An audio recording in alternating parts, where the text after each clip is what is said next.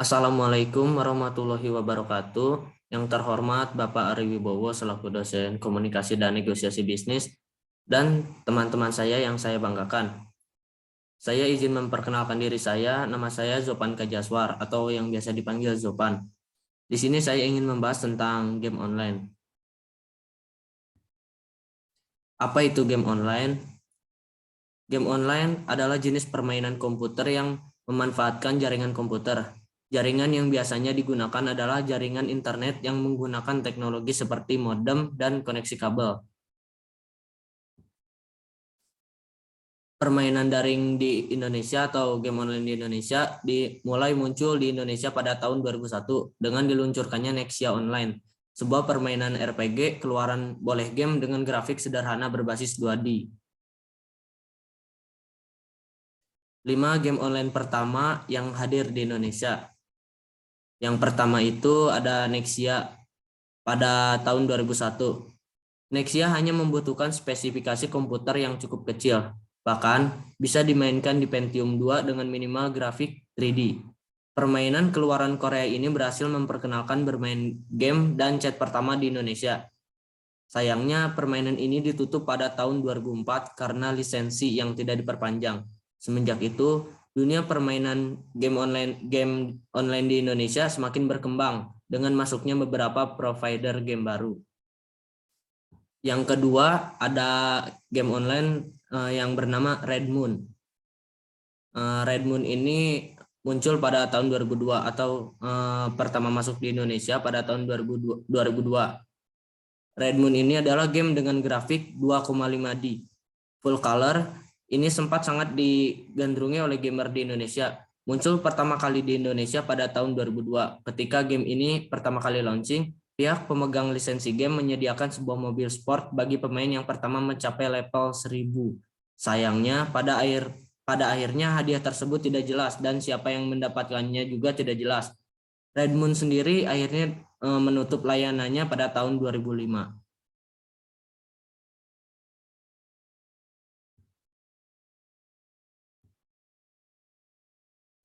Yang ketiga ada game Laghaim. Laghaim layaknya game konsol. Kecanggihannya grafik sebuah game adalah faktor utama yang membuat gamer tertarik melihat game tersebut dan mencobanya. Sayangnya, game 3D membutuhkan spesifikasi komputer user dan server yang tidak kecil. Pada saat itu, koneksi internet di Indonesia bisa dikatakan belum begitu bagus dan beberapa warnet spesifikasi komputernya ada yang masih pas-pasan. Sehingga Laghaim sendiri kurang begitu sukses bila dibanding dengan Nexia.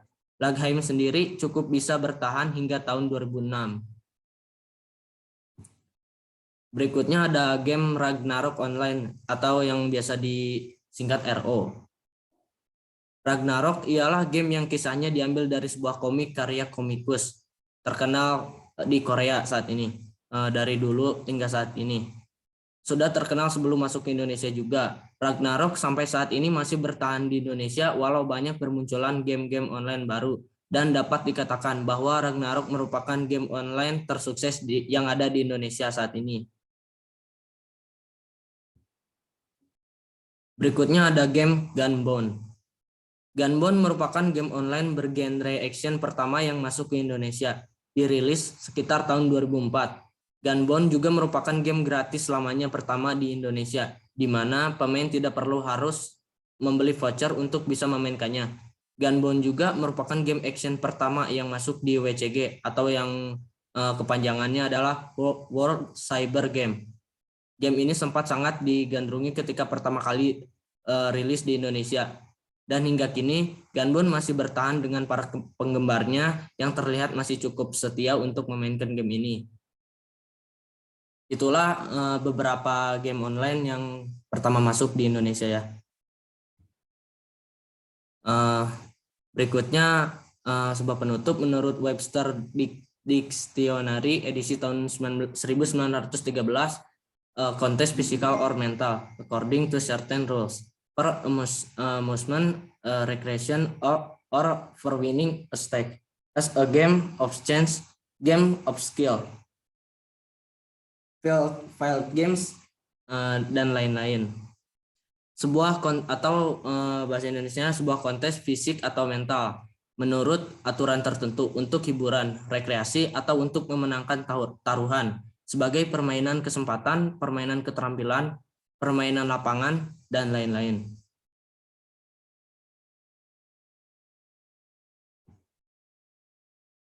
Jadi sebuah kesimpulan dari saya, dampak negatifnya itu adalah yang pertama, bersosialisasi fisik berkurang karena pemain lebih banyak menghabiskan waktu untuk bersosialisasi di dunia maya. Yang kedua, permainan online ini dimainkan melalui komputer yang mengeluarkan spektrum cahaya yang dapat merusak mata jika dipandangi terus-menerus tanpa istirahat. Beberapa permainan online juga memerlukan biaya untuk memainkannya. Misalnya dalam kategori permainan pay to play atau sekedar biaya penyewaan komputer di warnet atau game center maksudnya ya. Apabila tidak diorganisir dengan baik, permainan online ini dapat menghabiskan biaya cukup besar. Lalu permainan online dapat mengacaukan manajemen waktu jika tidak diatur dengan baik.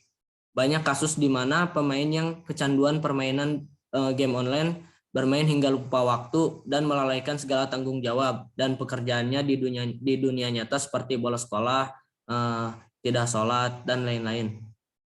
Dalam beberapa kasus, pemain sama sekali melupakan aktivitas fisik dan makan di dunia nyata selama berhari-hari sehingga menimbulkan serangan jantung dan sehingga menyebabkan kematian. Lalu pikiran akan selalu terarah pada game dan berakibat berkurangnya konsentrasi untuk belajar. Ada juga emosi bisa tidak stabil ya. Lalu dampak positif dari bermain game online ini melalui jaringan internet memungkinkan pemain untuk melakukan sosialisasi virtual tanpa dibatasi ruang dan waktu.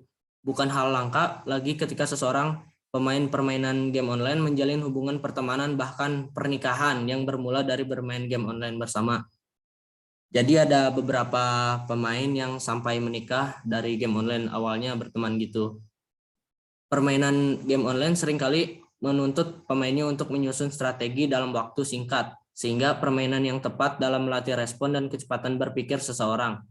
Hasil penelitian University of Rochester di New York, Amerika, maaf kalau salah penyebutannya, menyebutkan bahwa para pemain memiliki fokus yang lebih terhadap apa yang terjadi di sekelilingnya jika dibandingkan dengan mereka yang jarang bermain game, apalagi yang tidak main sama sekali. Lalu permainan game online juga dimanfaatkan dapat membuka peluang bisnis dan lahan mendapatkan penghasilan tambahan. Misalnya saja menjadi pengusaha game center, penjualan voucher permainan, atau bahkan melakukan transaksi jual beli melalui permainan. Jadi bisa juga untuk zaman sekarang bermain game bukan hanya bermain game saja, namun ada sebuah turnamen besar hingga mendunia. Jadi bermain game itu bukan hanya menghabiskan waktu bila kalian serius bermain game. Jadi bisa menghasilkan juga dan membanggakan orang tua kalian dan keluarga sekitar. Terima kasih, kurang lebihnya mohon dimaafkan. Wassalamualaikum warahmatullahi wabarakatuh.